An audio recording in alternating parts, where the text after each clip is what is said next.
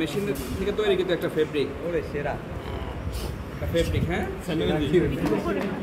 Fabric. তো এখানে আমি যদি এটা ফেব্রিকের এই টিউবুলার ফেব্রিকের এই যে মাথা বরাবর আসছি এক জায়গায় কাটার পর এই যে এদিকে খেয়াল করো, আমি কিন্তু সবাই কিন্তু এদিকে কনসেন্ট্রেট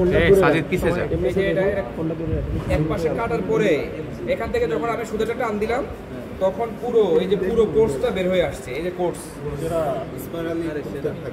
হ্যাঁ একটা ভাই আর ঠেলিস না ভাই, ফালান মানে এই টিউবুলার শেপের ফেব্রিক হতে তুমি তো ভালো ছেলে, এটা তো জানতাম। তাহলে একটু পিছনে সরে গেলে মনে হয় আমি তো ছোট না রে ভাই, আর আমি যে কাজগুলো দেখাচ্ছি এগুলো তো বড়, তাহলে একটু পিছনে সরে যাও। কই ঢুকছে না বেলে, এটা তো একবার সূক্ষ্ম জিনিস না, বলে একটু ডানে জানা কাউন্টিং গ্লাস না যে একবার কাছ থেকে দেখো। এবার দেখতে তো সবাই এখানে খোলা একটা কমপ্লিট কোর্স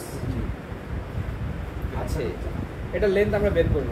এটা লেন্থ বের করার জন্য যেটা ব্যবহার করি সেটা হলো Hatra course length tester. Hatra course length tester American hosiery and research association কর্তৃক উদ্ভাবিত এই হ্যাট্রা কোর্স লেন্থ টেস্টার, যেটার মাধ্যমে আমরা কমপ্লিট একটা কোর্সের লেন্থ খুব সহজে বের করতে পারি। কমপ্লিট একটা কোর্সের লেন্থ বের করার জন্য প্রাথমিক অবস্থায় আমরা একটা কমপ্লিট কোর্সকে ফেব্রিক থেকে বের করতে হবে। ফেব্রিক থেকে বের করার জন্য একটা ফেব্রিককে টিউবুলার শেপে অথবা যে একটা কমপ্লিট কোর্স যেভাবে বের করা যায় ঠিক সেই অবস্থায় ফেব্রিককে নিয়ে এসে তার মধ্যে একটা কোর্স বের করে নিব। তাহলে এটা থেকে কোর্স বের করে নিলাম। বের করা কোর্সটা আমার হাতে আছে, ঠিক আছে। আচ্ছা, এই মুহূর্তে এটা অনেক বেশি ফাইনাল হওয়ার কারণে আমি এটাকে আপাতত ফেলে দিয়ে এটাকে ধরে দিচ্ছি। এটা হলো আমার কমপ্লিট একটা কোর্স। এই কমপ্লিট কোর্সের লেন্থ বের করার জন্যে আমি কি করব, এখানে হ্যাট্রা কোর্স লেন্থের সহায়তা নিব। সেটা কীভাবে কাজ করে এটা সম্পর্কে আমরা একটু ধারণা নিচ্ছি। প্রথমে যে স্প্রিংটা আছে এটা হলো স্পাইরাল, এটাকে বলা হয় স্পাইরাল স্প্রিং। এই আমরা এখানে স্পাইরাল বোল্ট বলবো, স্পাইরাল বোল্ট। কারণ বোল্ট সেটাকে বলে যেটার মাথার মধ্যে প্যাঁচ থাকে, তাহলে এটার মাথায় প্যাঁচ থাকে আর এটার বডিতে স্পাইরাল স্প্রিং।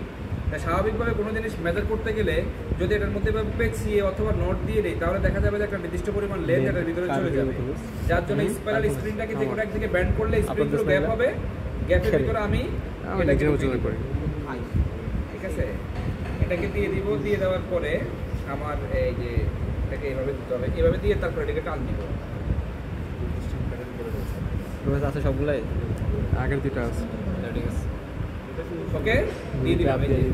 দিয়ে দেওয়ার পরে এখানে দিয়ে দিব যে পরিমাণ এটা বোল্টটা লাগানোর ক্ষেত্রে যে পরিমাণ টুইস্ট করবে সেটাকে আবার ওপেন করে দিতে হবে। এই যে ঘুরে দিলাম, হ্যাঁ ওকে ওকে দিয়ে দিলাম। এখানে যে স্কেলটা আছে সেটা হলো মিলিমিটার স্কেল। কি স্কেল? মিলিমিটার। এখানে মিলিমিটার, এখান থেকে 1000 মিলিমিটার আছে এখানে। আমার যে কোর্স লেন্থটা আছে সেটা 1000 মিলিমিটারের বেশি, 1000 মিলিমিটারের বেশি, তাহলে 10 মিলিমিটার সমান 1 সেন্টিমিটার।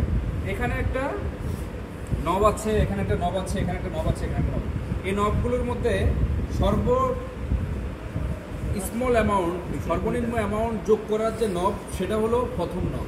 তাহলে এখানে যেটা দেখা যাচ্ছে এটার মধ্যে দেখা যাচ্ছে অ্যাড 150 সেন্টিমিটার, এখানে লেখা আছে অ্যাড 100 সেন্টিমিটার, এখানে লেখা আছে অ্যাড 50 সেন্টিমিটার।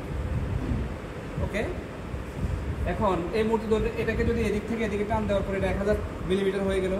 এতটুকু তো হচ্ছে না, মাঝপথে কোনো কিছু আছে নাই, তাহলে এটা ঘুরে এসে এই পর্যন্ত এসে এটার এরোর মাথা পর্যন্ত যখন আসবে তখন আমরা ধরে নেব এখানে কত সেন্টিমিটার, 1000, তার সাথে যোগ করবো কত 1000 মিলিমিটার, তার সাথে যোগ করবো কত 150 সেন্টিমিটার, এটা এরোর মাথা পর্যন্ত চলে আসছে। তার মানে 1000 মিলিমিটার প্লাস তার সাথে 150 সেন্টিমিটার যখন যোগ করবো তখন এই কোর্সের লেন্থ। তার লেন্থ যদি আরো বেশি হয় তাহলে উপরে নেই, 150-এর করে কত আসে ধরে নিলাম, আমি ধরে নিলাম আর একটা জিনিস দেখাচ্ছি, ধরে নিলাম এটা এই পর্যন্ত আসছে। এটা তো 100 হচ্ছে না, এটা 100 সেন্টিমিটার, তাহলে এটা 150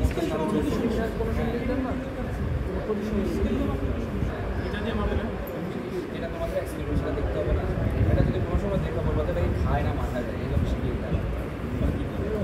ধরে নিলাম এটা এই পর্যন্ত আসলো, কত আসলো 1000 মিলিমিটার, এটা এই পর্যন্ত আসার পরে এটা এখানে এসে শেষ হচ্ছে। তখন এটা কীভাবে মাপবো, এখানে মার্কার দিয়ে দাগ দিয়ে দিব, বাকিটা এখানে এভাবে ধরে মেপে ফেলবো, এভাবে ধরে মেপে ফেলবো, এভাবে ধরে মেপে ফেলবো, বুঝতে পারছি?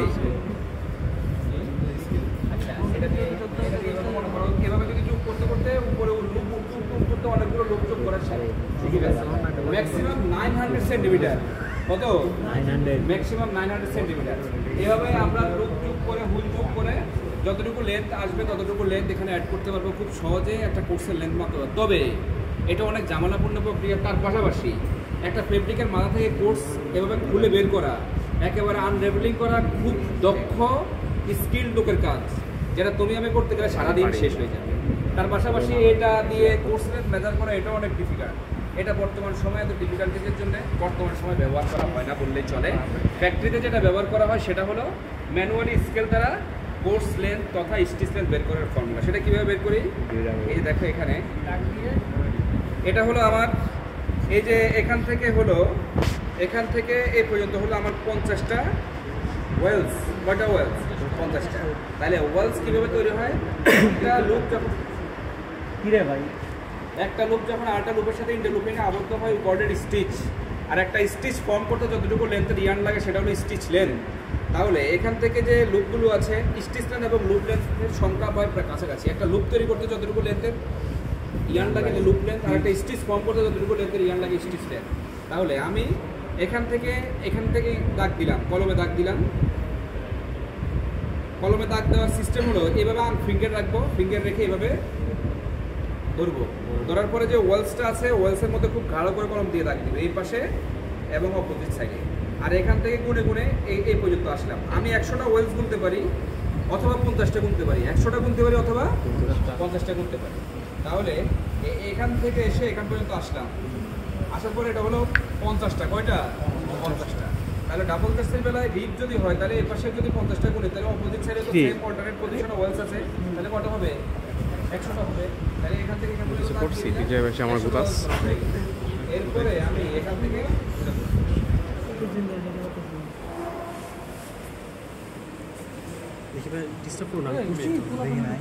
আমি কি ডিস্টার্ব করিস না ভাই। আর পিছন দিয়ে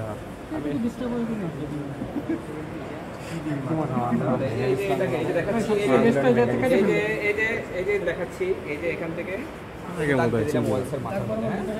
কোথায়? এটা খুবই গুরুত্বপূর্ণ ব্যাপার, খুব যত্ন সহকারে Why you are recording? Concentration দেন ভালোভাবে। ইংলিশ দিয়ে দিলাম, No, no, no. দিয়ে দেওয়ার এই যে দাগ দিয়ে দিলাম 100টা ওয়েলস। এবার এখান থেকে সুতা বের করে ফেললাম। দুইটা দাগে কিন্তু দেখা যাচ্ছে, এই যে একটা দাগ, এই যে একটা দাগ। এবার স্কেল ধরি, দাগও তো 1 মিলিমিটার।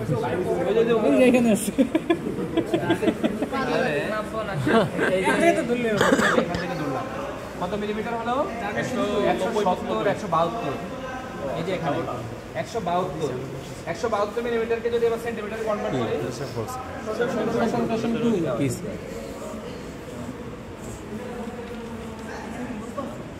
এখানে এই যে লুপগুলো আছে এই লুপগুলোকে আমি যতগুলো লুপ ছিল 100টা লুপ ছিল, 100টা স্টিচ ছিল।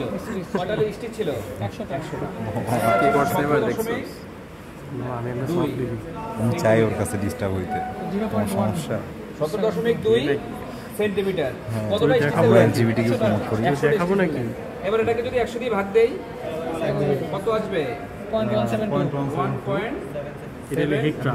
হেক্টর এটা হলো সেন্টিমিটার, এটা হলো একটা স্টিচের লেন্থ। 100 দিয়ে ভাগ করলাম। 0.17 এটা কতটা লেন্থ আসলো? একটা স্টিচের লেন্থ আসছে। এবার মেশিনের মধ্যে যতগুলো নিডেল আছে সেটা বের করার ফর্মুলা হলো 30 ডায়া। যদি 24 গেজের মেশিন হয় তাহলে 30 ডায়া 24 গুণ পাই, তাহলে সারকামফারেন্সের মধ্যে টোটাল নাম্বার অফ নিডেল বের হয়ে যাবে। ধরে নিচ্ছে এই মুহূর্তে নিডেল সংখ্যা হলো 3000। কত হাজার? 3000। একটা স্টিচের একটা নিডেল দ্বারা তৈরি, কিন্তু স্টিচের লেন্থ কত? 0.0.172। তাহলে টোটাল কোশ্চেন বের হয়ে গেল না? এভাবে খুব সহজে বের করতে হয়। হ্যাঁ, এটা হলো সিঙ্গেল কাস্টি ক্ষেত্রে। সিঙ্গেল কাস্টি হোক বা ডাবল কাস্টি হোক, সেই ক্ষেত্রে যদি ডাবল কাস্টি হয় 2 দিয়ে গুণ করে নিব, 2 দিয়ে গুণ করে নিলে বের হয়ে যাবে কোর্সের লেন্থ। সবাইকে বুঝছি? জি। তাহলে খুব সহজে বের করতে পারি না? জি। যদি স্বাভাবিকভাবে এভাবে যদি কোনো জায়গায় স্টেটমেন্ট দেখো, করতে এইভাবে যদি স্টেটমেন্ট দেখো 28.7, আচ্ছা যাক ওদিকে তো ডিপে যাচ্ছি না। খুব সহজে আমরা অল্প একটু ফেব্রিক থেকে কোর্সের লেন্থ তথা স্টেটমেন্ট বের করতে পারি।